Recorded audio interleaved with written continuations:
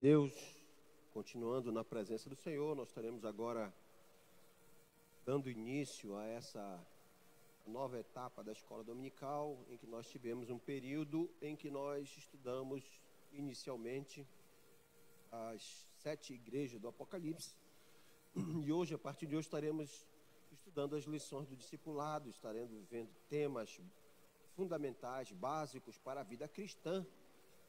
Nós começaremos vendo a respeito da Bíblia, né?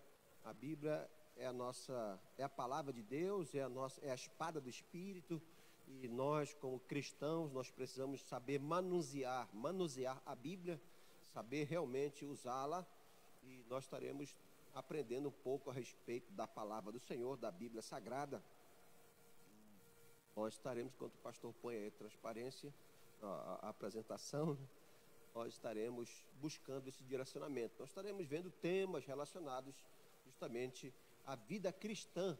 E você que acompanha a escola bíblica dominical vai ter a oportunidade de realmente nós nos dedicarmos nesse aprendizado, né?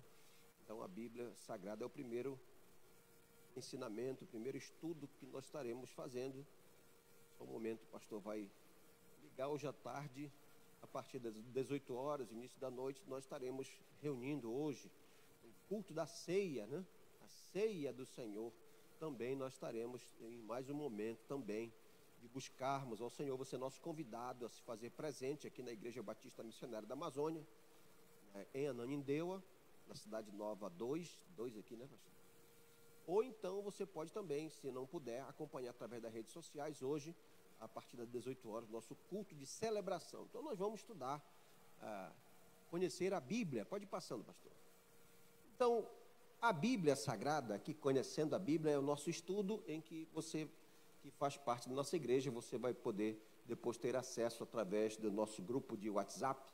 E se você também que não faz parte ainda, você pode solicitar através das redes sociais. Então, conhecendo a Bíblia é o primeiro tema que nós estaremos estudando. Pode ir passando, viu, pastor?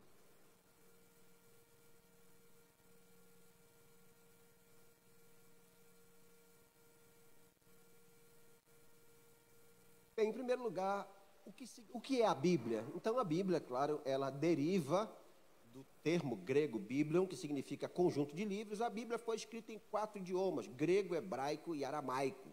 Ela também foi escrita por 40 autores diferentes, em um período de aproximadamente 1.600 anos. Então foram pastores, reis, foram pessoas que nunca se conheceram, pessoas que viveram em tempos diferentes, lugares diferentes, costumes diferentes, e escreveram um livro que depois que esses livros foram colocados juntos, eles se tornaram um só livro. Então isso denota, se evidencia que alguém estava gerenciando a elaboração desses livros, pessoas em lugares diferentes, que nunca se viram, né? Pessoas de costumes totalmente diferentes, pode ir passando. Então, a Bíblia, ela tem, aí a pergunta, qual a natureza da Bíblia? De onde ela surge? Então, a primeira argumento para esse surgimento da Bíblia é que ela foi divinamente inspirada. Essa inspiração divina, ela é literalmente o sopro de Deus, o sopro do Espírito nesses autores, para que eles pudessem escrever a Bíblia. Lá em 2 Timóteo, capítulo 3, versículo 16, a Bíblia diz: toda a Escritura é inspirada por Deus e útil para o ensino, para a repreensão, para a correção, para a educação na justiça, a fim de que o homem de Deus seja perfeito e perfeitamente habilitado para toda boa obra. Então, as Escrituras foram inspiradas por Deus com um propósito, com um objetivo. Literalmente, esse sopro de Deus. Deus soprou. Pode ir passando. Essa inspiração, ela é dividida em 2 partes. Podemos estudar um pouco mais sobre essa inspiração. A inspiração verbal, ela nos fala, 2 Pedro, capítulo 1, versículo 21, porque a profecia nunca foi produzida por vontade de algum homem, mas os homens santos de Deus falaram inspirados pelo Espírito. Então, essa inspiração verbal, ela nos leva a entender que o Espírito Santo, ele soprou, ele influenciou os autores de uma maneira a preservar as características, preservar o vocabulário, a formação intelectual. Então, o Espírito Santo não se apossou, não tomou a pessoa, porque primeiro o Espírito Santo ele não toma ninguém, né? Você precisa convidar o Espírito Santo para entrar na vida. E a pessoa também, não foram robôs que escreveram, né? Deus influenciou, preservando as características de cada pessoa. Cada um escreveu no seu estilo, segundo o seu ensinamento. Então, isso foi uma influência do Espírito Santo. Pode passar. Então, isso é a inspiração verbal. A segunda ênfase dessa inspiração é a inspiração plenária. Ou seja, entende-se que essa inspiração, ela é presente em todas as partes da Bíblia. A Bíblia, do início ao fim, ela é totalmente inspirada. 2 Timóteo 3,16 diz que toda a Escritura é inspirada. Então, essa inspiração, ela está presente em todas as ideias, tudo que tem na Bíblia, desde o início até o fim, ela tem essa inspiração. Então, não há na Bíblia nada que tenha realmente a opinião, o posicionamento de algum autor que não seja inspirado por Deus. Todas as partes da Bíblia são inspiradas, né? Inclusive os escritores do Antigo Testamento, eles tinham consciência de que quando eles falavam em nome de Deus. Tanto é que sempre os profetas diziam, iniciavam a sua palavra dizendo, assim diz o Senhor. Então essa inspiração que a Bíblia nos fala, primeiro uma inspiração verbal, em que Deus preserva, salvaguarda a personalidade daquele que escreve, e ele inspira, literalmente sopra nesses escritores, influenciando a Bíblia desde o início até o fim. Então, a Bíblia é a palavra de Deus, porque ela foi inspirada desde o Velho Testamento. Todos aqueles que escreveram tinham consciência de que Deus estava nesse negócio, não era uma coisa natural, era sobrenatural. Pode passar. Qual é a finalidade da Bíblia? No texto que nós lemos, 2 Timóteo capítulo 3, versículo 16, na parte B, diz que a Bíblia é essa escritura que é inspirada por Deus, ela é útil para o ensino, para a repreensão, para a correção, para a educação na justiça. Então a Bíblia, ela tem como objetivo, ela tem como propósito a salvação e a santificação do homem. Ela fala a respeito do amor de Deus, ela fala do plano de salvação, ela mostra o caminho, ela é Deus mostrando para o homem o quanto ele ama a humanidade e quer salvar. Lá em João 3,16, a Bíblia diz que Deus amou o mundo de tal maneira que deu seu Filho unigênito, para que todo aquele que nele crê não pereça, mas tenha vida eterna. Então a Bíblia, ela contém, primeiro, o plano de salvação, mas também tem o direcionamento, a condição, a ferramenta para que esse homem salvo possa se santificar no ensino, na repreensão, na correção, na educação, na justiça. Tudo isso está na Bíblia, amém? Ela é ferramenta para essa santificação. E ela também, o segundo propósito é justamente esse aperfeiçoamento. 2 Timóteo 2,15, quando Paulo escrevia para Timóteo, ele diz, procura apresentar-te a Deus como obreiro aprovado, que não tem do que se envergonhar e que maneja bem a palavra da verdade. A palavra da verdade, que manuseia, que se utiliza bem dessa palavra. Então o obreiro, ele precisa se utilizar dessa palavra como um cirurgião que usa de uma maneira com destreza o bisturi. O obreiro também tem que saber, essa ferramenta vai ser útil para que ele possa ser um obreiro aprovado.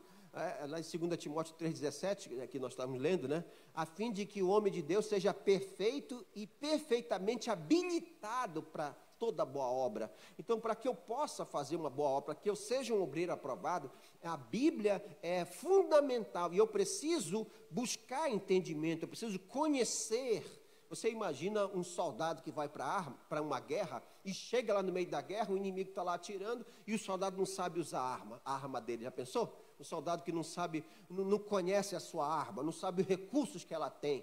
Tem gente que tem uma verdadeira bazuca na mão, uma verdadeira arma, mas não sabe usar. Não adianta. Ele tem que saber manusear a palavra. Ele tem que saber se utilizar da palavra. E é isso que é o nosso objetivo aqui hoje. Pode passar. qual é o conteúdo da Bíblia? Esse conteúdo tem a ver com cânon bíblico. E o que é cânon? Quando nós vamos estudar a palavra do Senhor, o cânon significa padrão, ou regra de medir, né? É um referencial, padrão. Então, a Bíblia, ela contém os livros inspirados como expressão da palavra de Deus, que formam a Bíblia original. Elas, como regra de fé e doutrina, são 39 da escritura hebraica, do Antigo Testamento, e 27 do Novo. Então, são 66 livros que formam esse cânon bíblico. E que esse cânon se entende como palavras infalíveis e eternas que possuem autoridade final. Então, o cânon bíblico é um padrão, uma referência com 66 livros. Pode passar. E aí, esse cânon bíblico, esse padrão bíblico, que foi um sistema que nós vamos ver aqui na frente, uma metodologia para definir quais livros realmente eram considerados como divinamente inspirados, na medida em que no Novo Testamento surgem vários livros. Então, quais aqueles que realmente são inspirados por Deus? Então, esse cânon é que define o que é considerado como as Escrituras, né? Então, nós temos aí no cânon bíblico, na estrutura bíblica, nós temos primeiro os livros do Velho Testamento. São 39 livros, a Bíblia é constituída de Novo e Velho. No Velho são 39 livros, 5 livros da lei, o chamado Pentateuco, penta significa 5, não é? Gênesis, Êxodo, Levítico, Número e Deuteronômio, são os 5 primeiros. Os 12 livros históricos, Josué, Juízes, Ruth, 1 Samuel, 2 Samuel, 1 Reis, 2 Reis, 1 Crônica, 2 Crônica, Esdras, Neemias e Esther. Depois tem os 5 livros poéticos, tem Jó, Salmos, Provérbios, Eclesiastes e Cantares. Depois os 17 proféticos, tem os profetas maiores e os profetas menores. Não é pelo tamanho dos profetas, mas sim pelo tamanho do livro, né? Então os profetas maiores são 5, Isaías, Jeremias, Lamentações, Ezequiel e Daniel, e os profetas menores, que são Oséias, Joel, Amós, Obadias, Jonas, Miqueias, Naum, Abacuque, Sofonias, Ageu, Zacarias e Malaquias, né? São os livros, 39 livros do Velho Testamento. Pode passar. Bem, mas é importante entender que nesse Velho Testamento, entre o Novo e o Velho, existe um período chamado período intertestamentário, né? Ou período interbíblico. E esse é um espaço de tempo entre o Antigo e o Novo Testamento, em que, em cerca de 400 anos, em que há um intervalo de tempo, há um lapso de tempo entre o tempo em que foi escrito o livro de Malaquias, cerca de 400 anos depois, a manifestação do Messias. Então, durante esse tempo, 400 anos, então, são os chamados anos do silêncio, em que durante esse período não houve nenhum registro profético da palavra de Deus. Deus ficou em silêncio por 400 anos, né? Então, esse período é o chamado período intertestamentário, né? Pode passar. E é justamente nesse período intertestamentário ou interbíblico, é que surgem ou que são tomadas a Igreja Católica em 1546, em oposição à reforma protestante. Isso foi lá no Concílio de Trento. A Igreja incluiu os livros chamados apócrifos, ou seja, livros não inspirados, né? Que são Tobias, Judite, acréscimos a Esther, 1 e 2 Macabeus, Sabedoria, Eclesiástico e Baruque. Então, esses livros, chamados deuterocanônicos, ou de segunda época, canônicos de segunda época, em oposição aos livros judaicos do Velho Testamento, são chamados de protocanônicos. Então, esses livros que foram incluídos, chamados interbíblicos, então, se você pega uma Bíblia católica, ela tem esses 7 livros a mais. A diferença entre a Bíblia dos evangélicos e dos católicos é que, para eles, nós temos livros a menos, e para nós, eles têm livros a mais, né? E esses livros que foram incluídos, considerados depois do cânon, só aconteceu em 1546 como uma oposição, como uma reação à reforma protestante. E nesses livros que foram incluídos, eles servem para apoiar doutrinas que foram, ensinamentos, dogmas que foram incluídos, né, como a oração pelos mortos, a salvação por obras, culto a imagens, tudo isso, esses ensinamentos, eles encontram respaldo nesses livros que foram incluídos já em 1546, você entende? Então, a partir desses livros, esses livros incluídos, é que encontra respaldo nesses novos ensinamentos, que não estão condizentes com o restante da Bíblia. Você se lembra que nós falamos no início, que quando aqueles livros que foram escritos por autores diferentes, em lugares diferentes, quando eles foram juntados, esses livros, eles formaram um livro único, né? Então, esses ensinamentos aí, eles não estão condizentes com o restante do livro. Eles acabaram sendo inseridos. Então, são chamados livros apócrifos. Pastor, esses livros têm valor? Tem valor histórico, né? Nós podemos e devemos conhecer os Macabeus, a Revolução dos Macabeus, conhecer um pouco esse conhecimento. Eu tenho que entender, fazer uma leitura com uma consciência crítica de que esses livros eles não têm valor considerado divinamente inspirados, eles são considerados apócrifos. Pode passar. Aí, finalmente, entramos no Novo Testamento. São 27 livros, que são 4 evangelhos, que é considerados como biografia, Mateus, Marcos, Lucas e João, sendo que os 3 primeiros, eles são chamados de sinóticos, né? Sinótico significa visão conjunta, devido a certo paralelismo que tem entre si. Então, quando você lê os 3 primeiros livros dos evangelhos, 3 primeiros evangelhos, Mateus, Marcos e Lucas, você vai ver que existem alguns episódios que são similares, né? Parece que você, eu já li isso aqui, realmente são relatos.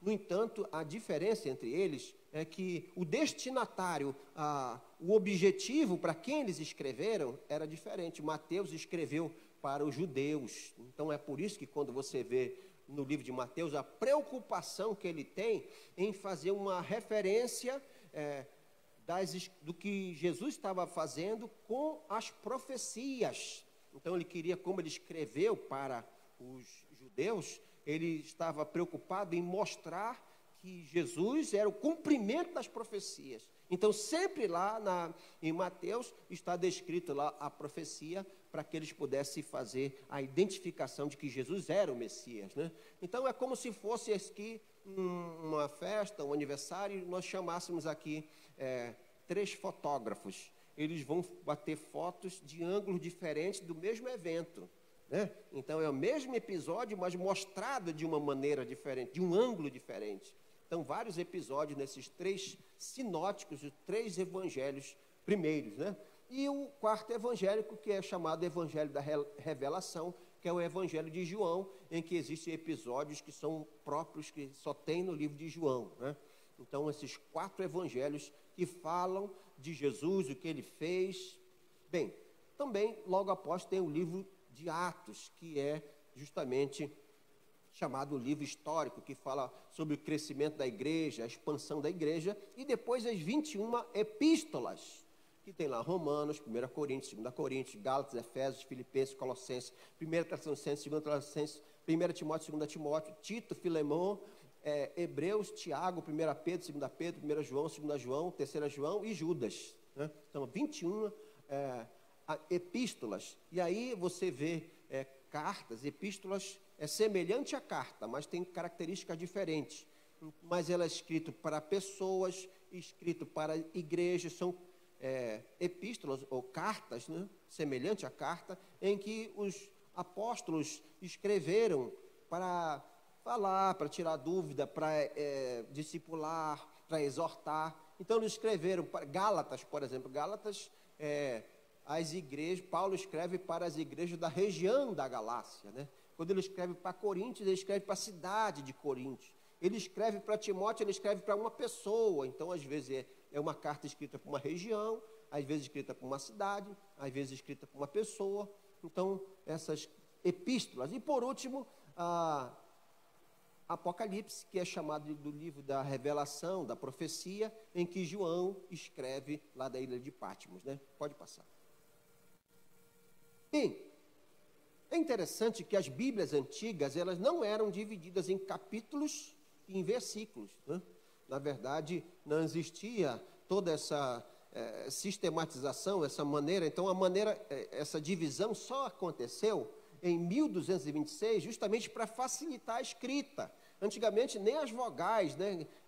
Foi preciso depois dos sinais maçoréticos que vieram para facilitar a escrita, mas em função dessa dificuldade de ler a Bíblia, em 1226, para facilitar esse estudo, esse acesso às Escrituras, o arcebispo da Cantuária em Paris, Stephen Langton, dividiu a Bíblia em capítulos e versículos. São, então, 929 capítulos no Antigo Testamento e 260 no Novo. O total são 1.189 capítulos e no Velho são 31 no Antigo Testamento, 102 versículos, né? Então, no Antigo temos 23.145 versículos no Antigo e 7.957 que somam 102 versículos. Então, essa divisão em capítulos e versículos só foi feita depois para facilitar, né? Não era assim originariamente. Pode passar. Voltando à questão da canonicidade, que eu falei do cânon bíblico, como é que foi essa divisão para definir o que é inspirado e o que não é? Porque nós falamos aqui que os livros considerados apócrifos, eles não são considerados divinamente inspirados, né? Qual foi o critério? Justamente o critério da canonicidade. A igreja, em primeiro lugar, considerou que os livros do Velho Testamento, eles eram a guardiã do cânon judaico. Então, se considerou que os livros do Velho Testamento são divinamente inspirados, né? Então, foi estabelecido para que fosse do Novo Testamento, foi definido um critério, um processo para avaliar, e foram justamente os princípios da canonicidade. Pode passar. Quais são esses critérios que foram utilizados para ver? Imagina, são vários livros, vários apóstolos, né? Vários livros surgiram, e como nós vamos saber o que é divinamente inspirado ou não? Então, foi feita essa definição desse critério aí, por exemplo, esses critérios, todo livro foi submetido a esses critérios. Os principais foram a apostolicidade. Primeira avaliação que chegava um livro e dizia, esse livro foi escrito ou foi influenciado ou avalizado por um apóstolo, para ver se realmente, aí esse livro ia recebendo uma pontuação, um ranking, para ver se ele realmente era. Então, esse livro é aceitação e utilização por parte de toda a igreja primitiva, ela recebeu esse livro, ele foi plenamente aceito. Então, esses critérios foram utilizados para ver se esse livro, os livros que preenchiam esses requisitos, né? Eles estavam coerentes com a doutrina. Qualquer livro que ensinasse doutrinas contrárias dos apóstolos era rejeitado. Então, essa coerência com o que estava sendo escrito também era um dos critérios para essa canonicidade, para saber se esse livro entraria no cânon, no padrão, no molde para fechar a Bíblia, né? E também ao critério da inspiração. Esse livro apresenta a evidência de inspiração divina. Então, esse era o critério final. Existiam outros critérios também, mas esses critérios aí foram alguns dos que foram usados para definir e fechar, não, a Bíblia, somente esses livros aqui que são considerados divinamente inspirados. Pode passar. Bem, agora, no que se refere à tradução da Bíblia, as principais traduções, em primeiro lugar, é a chamada Septuaginta, que é uma das primeiras traduções do Antigo Testamento, né? Nos 3 séculos antes de Jesus Cristo, os livros do Antigo Testamento foram traduzidos do hebraico para o grego. Foi no período de Alexandre em que houve uma ampliação do grego. Muitas pessoas ainda não, agora o grego como língua majoritária não entendiam o hebraico, então foi necessário traduzir as escrituras do hebraico para o grego.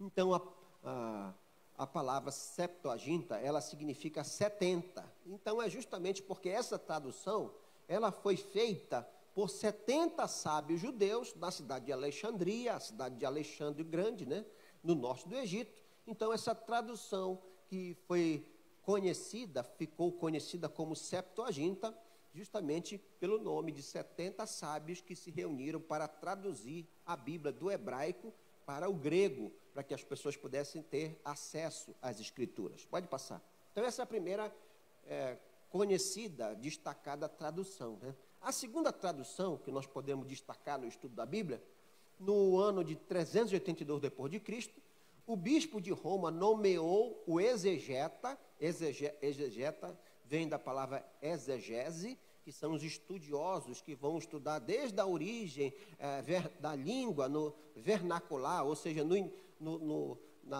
início, a língua no original, vão estudar lá na origem mesmo. Então ele foi chamado, esse exegeta chamado Jerônimo, e ele foi chamado para fazer uma tradução oficial. O bispo de Roma, o Papa, chamou para que ele traduzisse para o latim, porque nesse tempo a Igreja Católica que monopolizava as Escrituras, e a própria missa era realizada em latim, né? Então, essa tradução foi feita. Jerônimo, ele, com o objetivo de fazer uma tradução de qualidade e fiel aos originais, ele foi à Palestina, onde viveu durante 20 anos para fazer essa tradução, né? Sua tradução tornou-se conhecida como Vulgata, ou seja, escrita na língua de pessoas comuns. Então, esse foi o objetivo dessa Vulgata latina chamada, né? Que foi justamente essa tradução. A partir de 382 d.C., foi que Jerônimo fez essa tradução chamada Vulgata. Então, primeiro tem a Septuaginta, depois tem a Vulgata, são as duas de destaque. No entanto, como nós falamos, essa linguagem no latim ainda era algo distante do povo, né? A missa era ministrada de costa e em latim.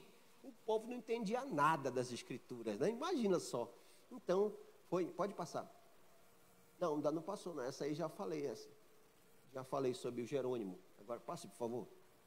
Foi em 1521 que Martinho Lutero, que foi o fundador da Reforma Protestante, ele traduziu o Novo Testamento para o alemão, sendo considerado pela Igreja um ato de rebeldia, né?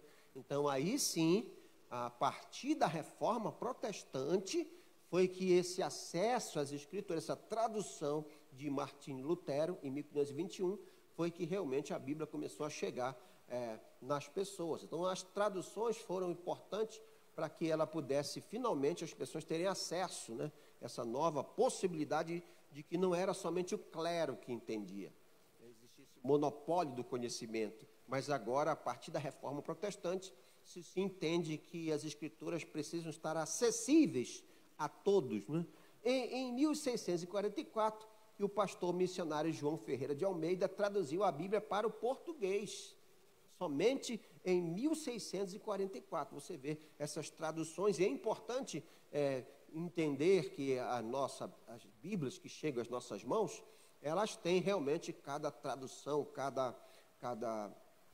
as Bíblias elas têm diferença, né? Então, sempre quando eu pego uma Bíblia, eu tenho que procurar ver qual é a origem, existem várias traduções da Bíblia, existem vários...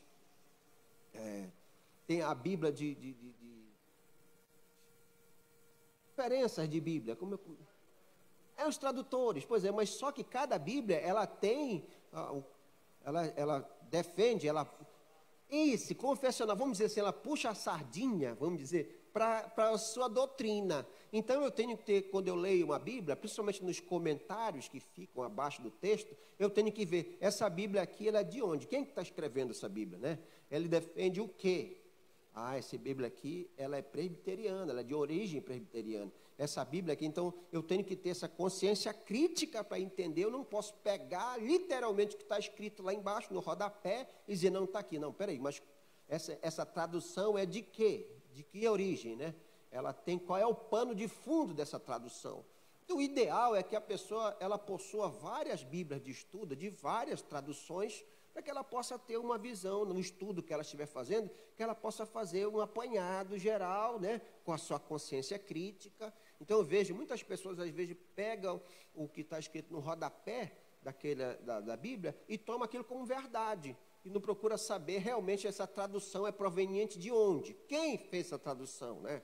Hoje em dia tem Bíblia da mulher, tem Bíblia de profecia, tem Bíblia de tudo. E cada Bíblia vai puxar naqueles comentários em função do tema que ela é. Então eu preciso buscar esse entendimento, que essas traduções elas são importantes, né? Às vezes você vê uma Bíblia que você lê uma tradução com uma palavra e você em outra Bíblia vê outra palavra, totalmente diferente às vezes, né? E a pessoa fica, poxa, mas se você for para o dicionário, às vezes a tradução de uma palavra tem várias palavras que são tradução, né? Tá certo, mas só que às vezes são bem diferentes, né? Então é importante você buscar sempre ver em outras traduções, ou quem sabe se você vai pregar, se você vai preparar uma ministração, talvez você precise fazer a sua própria tradução, né? Ir lá no original, um dicionário, e procurar fazer a sua própria exegese, a sua própria tradução, sua própria interpretação do texto do original. Hoje em dia é possível tranquilamente fazer, existem ferramentas para isso. Pode passar. Então, até aqui é importante esse apanhado geral da Bíblia, e o que se fala, o que se vê, a Bíblia é a palavra de Deus. Ela é o respaldo do cristão. Mas o que se vê hoje em dia, cada vez mais, são questionamentos a respeito da Bíblia. Eu falei aqui que a Bíblia, ela é a palavra de Deus, ela foi inspirada por Deus, ela é infalível, ela realmente reflete a vontade de Deus, ela se fechou, o cânon bíblico fechou, e todo aquele critério ali foi Deus direcionando para que aqueles livros que pudessem realmente ser considerados inspirados cessassem até os 66, nem outro livro entrou mais, nem pode mais entrar, nenhum livro, todos que ficaram de fora não são considerados inspirados, são só os 66. E existem vários argumentos, a Bíblia é a palavra de Deus, mas existem outros que dizem, não, a Bíblia contém a palavra de Deus. Ela até fala de Deus, mas existem muitos mitos, existem fábulas, né? Existem, geralmente, as seitas, elas tentam tirar essa máxima, essa certeza de que a Bíblia é a palavra de Deus. Você conversa com alguém, a pessoa diz, olha, eu até gosto da Bíblia, mas tem muita coisa ali que não dá para acreditar, aquilo ali foi feito por homens, aquilo foi feito com o objetivo de enganar, né? Não tem gente que faz isso? As seitas, principalmente, fazem isso. E elas procuram, elas sabem que o cristão, o servo do Senhor, muitas vezes, quando é retirada a Bíblia dele, não sabe o que fazer. Não fala comigo, mas não fala negócio de Bíblia. Aí a pessoa não sabe o que falar. É ou não é? Então, nós precisamos ter argumentos. Se você fosse argumentar com alguém, como você me prova que a Bíblia é a palavra de Deus? Que argumentos você tem para me dizer que a Bíblia é a palavra de Deus? É importantíssimo eu entender, com base que nós já vimos, eu tenho que procurar ter argumentos. Então, resumindo esses argumentos, nós poderíamos dizer, em primeiro lugar, essa unidade da Bíblia, por ela ser um livro escrito por 40 autores diferentes, pessoas diferentes, no intervalo de 1.600 anos, a Bíblia é um livro só, um único sistema doutrinário, um só padrão moral, um só plano de salvação. Ele é um sistema, a Bíblia é um sistema fechado. Como é que pode um livro escrito nessas condições, num intervalo de tempo tão grande, o que está escrito em Gênesis é confirmado em Apocalipse, né? Inclusive um dos princípios da hermenêutica bíblica, que é a ciência da interpretação das Escrituras, um dos princípios diz que um texto concorda com toda a Bíblia e a Bíblia concorda com o texto. Então, a Bíblia, ela é um sistema fechado, um sistema único, e isso é importante, né? É algo que evidencia que alguém gerenciou esse negócio. Algo sobrenatural gerenciou a elaboração da Bíblia. E nós podemos confirmar isso vendo os versículos correlatos. Por exemplo, quando você lê um texto da Bíblia, e você vê lá, próximo ao texto bíblico, tem umas letras, uns númerozinhos no rodapé, aqueles são os versículos correlatos. Então, quando há uma afirmação da Bíblia, e você vai nos versículos correlatos, são outros versículos que confirmam, que corroboram aquela ideia principal que está sendo dita. Ou seja, a Bíblia, ela se confirma, cada afirmação, ela é respaldada em outras afirmações no Velho, no Novo, e isso realmente é algo sobrenatural. Pode passar. Segundo argumento, primeiro lugar, essa unidade da Bíblia é algo sobrenatural, não dá para explicar. Segunda coisa é a questão dela ser um livro imutável. O tempo não exerce nenhuma influência sobre a Bíblia, pois ela contém princípios espirituais. É o livro mais antigo do mundo e, ao mesmo tempo, é o livro mais lido. Em mais de 20 séculos, o homem jamais pôde melhorar ou mudar a Bíblia. Então, esses princípios espirituais, elas falam de verdades absolutas. Então, essas verdades, se eu fosse falar para um homem do passado, se eu fosse contar para alguém, se eu pudesse, numa máquina do tempo, viajar para o passado e falar para o homem do passado, eu falasse para ele, olha, você vai colher o que você plantar. Isso é um princípio. Ele diria, é verdade. E se eu pudesse viajar para o futuro, eu falaria para o homem do futuro, olha, você vai colher o que você plantar. Ele diria, é verdade. Então, são princípios. Princípios, eles não estão presos a tempo, a espaço, a cultura. Obrigado. Princípios são verdades absolutas. Então, a Bíblia contém princípios. Por isso que ela não fica defasada. Por isso que a Bíblia não precisa ser atualizada. Então, quando eu abstraio o princípio bíblico, eu posso aplicar em qualquer lugar, eu posso falar em qualquer lugar, e a pessoa vai dizer, sim, é verdade. Então, por isso que ela é um livro imutável, é um livro atualíssimo. Então, muitas pessoas tentam tirar essa característica da Bíblia. Não, a Bíblia é um livro defasado. Defasado se você não ler entendendo o que está por trás, o princípio que está no texto, no ensinamento bíblico. Então, fazer essa interpretação, essa abstração do princípio e aplicar na nossa vida, saber manusear a Bíblia, é que faz com que ela seja um livro atual. Então, se a pessoa realmente ler superficialmente, ela não vai entender. É preciso ter uma ajuda sobrenatural, é por isso que toda vez que alguém vai ler a Bíblia, diferente de um livro qualquer, é preciso buscar a ajuda do intérprete da Bíblia, que é o Espírito Santo de Deus. Foi ele que soprou as Escrituras. Então é preciso, toda vez que eu vou ler a Bíblia, eu preciso ler, Senhor, Espírito Santo me ajuda a entender, né? Me dá sabedoria, me dá entendimento, discernimento, para que eu possa ler além das letras, para que eu possa realmente abstrair, para que eu possa aprender, discernir o sobrenatural. A Bíblia é um livro sobrenatural. A Bíblia sozinha, ela não é nada. Não adianta deixar a Bíblia aberta na sala no Salmo 91. Não adianta nada, ela é só um livro. Tem gente que usa a Bíblia como um amuleto. A Bíblia só tem valor, ela só tem poder se você viver o que está escrito lá. Primeiro você precisa buscar entender. Você precisa buscar tirar de lá o tesouro que está lá para a sua vida. E para isso você precisa conhecer, você precisa pagar um preço, que é se dedicar. Então a Bíblia é um livro imutável. Quando você fala isso para alguém, quando você explica isso para alguém, um segundo argumento para mostrar que a Bíblia é a palavra de Deus. Nem outro livro tem essa característica de poder ser um livro tão atual como nos dias de hoje. Pode passar.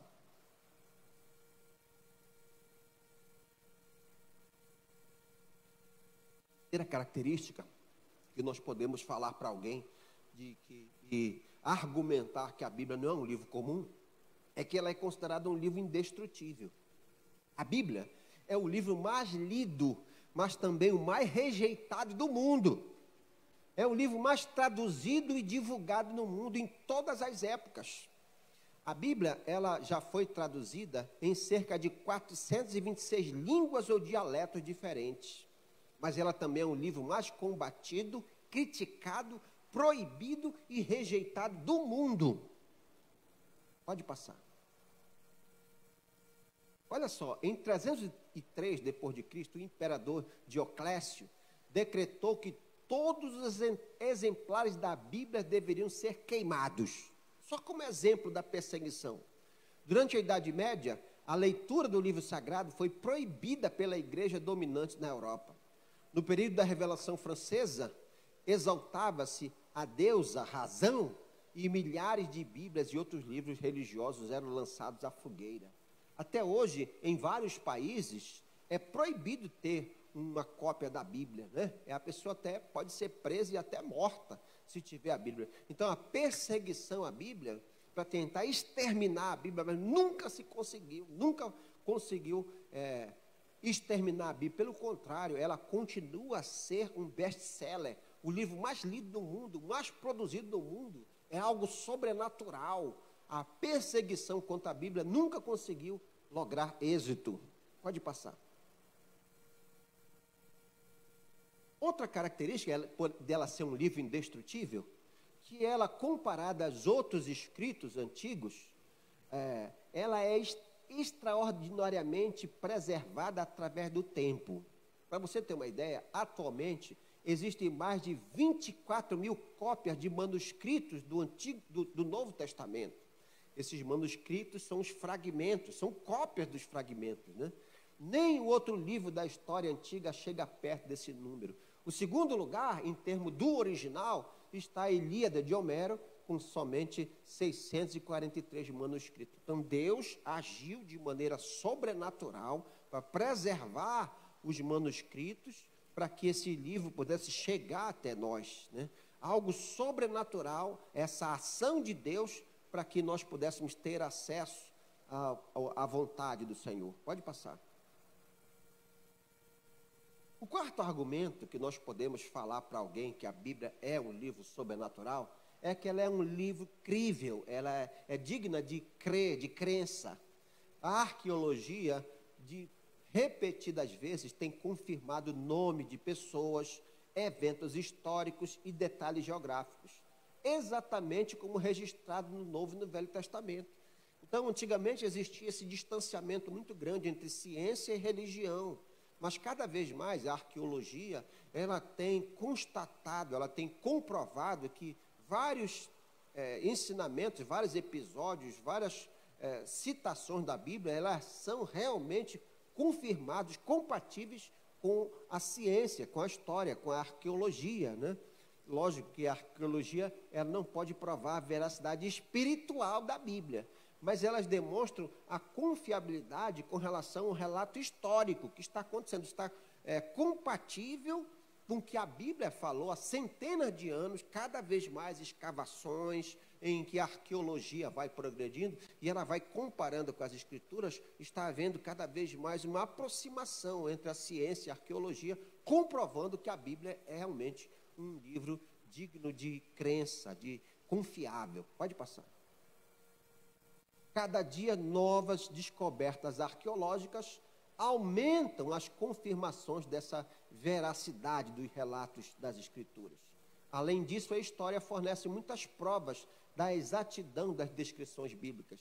Então, é justamente isso. Então, nós precisamos, cada vez mais, essas confirmações, é algo que vão tirando essas dúvidas, né, essas suposições de que a Bíblia é um livro fantasioso. A ciência vem respaldando as Escrituras, e isso daí é fundamental para respaldar essa crença na Bíblia. Pode passar. O quinto argumento de que a Bíblia é um livro sobrenatural, de que realmente ela é digna, de que nós podemos crer que a Bíblia é um livro sobrenatural, é o fiel cumprimento das Escrituras. Inúmeras profecias se cumpriram no passado em sentido parcial ou total. Inúmeras outras estão se cumprindo em nossos dias e muitas outras cumprir-se-ão no futuro. É o que Jesus falou em Mateus 24, 35. O céu e a terra passarão, mas as minhas palavras jamais passarão, né? Quando você compara o que está acontecendo nos nossos dias e você vê o que Jesus falou, o que antecederia o tempo do fim, né? Guerra, rumores de guerra, peste, fome, nação contra nação, reino contra reino. E quando você vai realmente lendo as Escrituras, e quem conhece a palavra de Deus não se espanta com o que está acontecendo, né? Tudo que você está vendo é cumprimento das Escrituras. Tudo que o Senhor falou se cumpriu, tem se cumprido e vai se cumprir. É evidência do tempo do fim. É evidência de que realmente a Bíblia é um livro digno de crença. E por fim, essa leitura das Escrituras, né, ela é importante. Como é que eu devo ler a Bíblia, né? Essa leitura eu preciso ler e procurar memorizar a Bíblia. Não adianta somente eu ler como um livro qualquer. A Bíblia, para que eu possa realmente, diante de todo esse contexto de um livro sobrenatural, é importante ler e procurar memorizar a Bíblia. Procurar ter o aprendizado da Bíblia e colocar em prática. A Bíblia chega a dizer lá em Romanos 10:17 que a fé vem pelo ouvir e ouvir da palavra de Deus. Quanto mais conhecimento bíblico eu tiver, mais fé eu terei. Então, a fé, ela é diretamente proporcional ao meu conhecimento bíblico.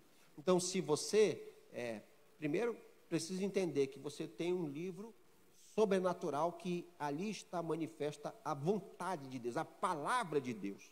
Deus se manifesta através da sua palavra.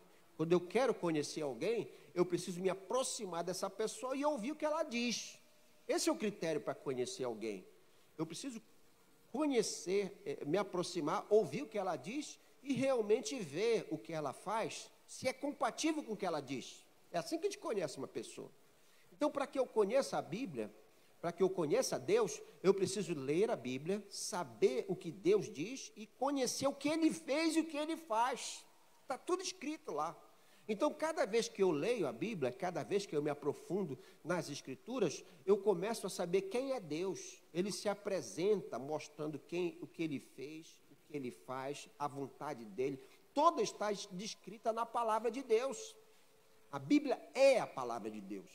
Então, quando eu busco esse entendimento, eu preciso ler, memorizar, para que eu possa viver, para que eu possa colocar em prática, e a própria Bíblia diz que o Espírito Santo nos faz lembrar, conhecer toda a verdade. Então, essa palavra que vai me dar respaldo, vai me dar condições de eu me manter firme, de eu buscar a Deus, de eu viver realmente esse cristianismo. Então, ler e memorizar. A segunda coisa, para que eu possa ler, para que eu possa entender, para que eu possa viver, eu tenho que implementar um estudo sistematizado das Escrituras. Não adianta eu ler somente uma vez por semana, não adianta eu ler só de vez em quando. Não, eu tenho que ter realmente a disposição de estudar de uma maneira sistemática, ou seja, periódica, constante. As Escrituras, elas são como se fosse o alimento do Espírito. E é interessante que ninguém passa 2, 3 dias sem comer, literalmente, sem alimentar a sua carne, né? Se você passa um dia sem comer, no outro dia você já está passando mal, está sentindo falta do alimento. O Espírito também. Quando você se acostuma a se alimentar espiritualmente, se você implementa um estudo sistemático, todo dia, às 7 horas da manhã, eu vou ler as Escrituras. Você se acostuma tanto, você realmente cria aquela prática, aquele hábito de ler as Escrituras naquele horário. O dia que você não lê, você vai sentir falta, não é? Você sente falta daquele alimento espiritual. Então, esse estudo das Escrituras precisa ser algo sistemático, constante, essa busca constante das Escrituras. E é interessante aí que quando eu comparo as Escrituras, esse estudo sistemático, você imagina, eu não sei de onde você está vendo aí essa transmissão, mas quando a pessoa vai almoçar, ela senta, coloca o prato, coloca lá a água, coloca tudo que ela vai comer ao redor, né? Ela prepara a mesa primeiro para comer, depois que ela vai comer, para não ficar se levantando toda hora, ela põe tudo, está aqui, já está tudo, aqui em Belém não pode faltar farinha, né?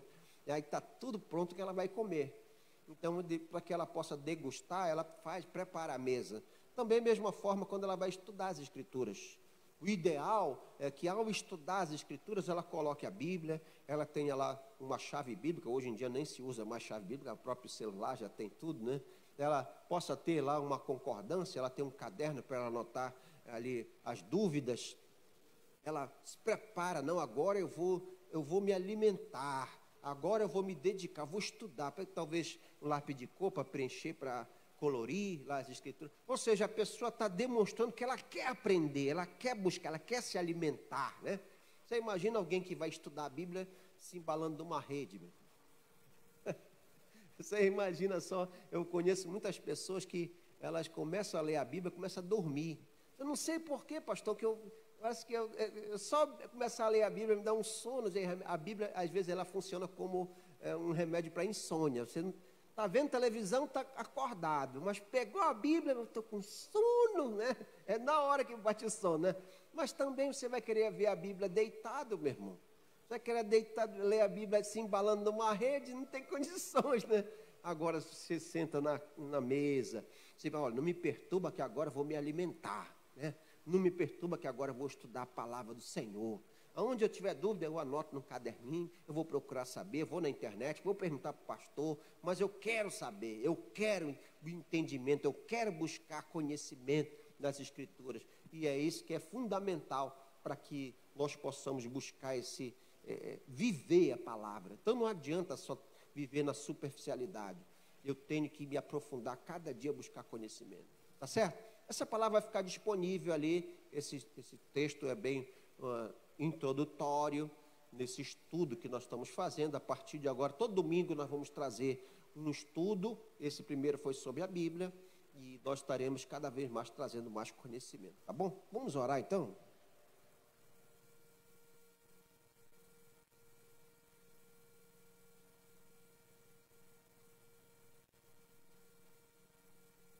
Eu creio que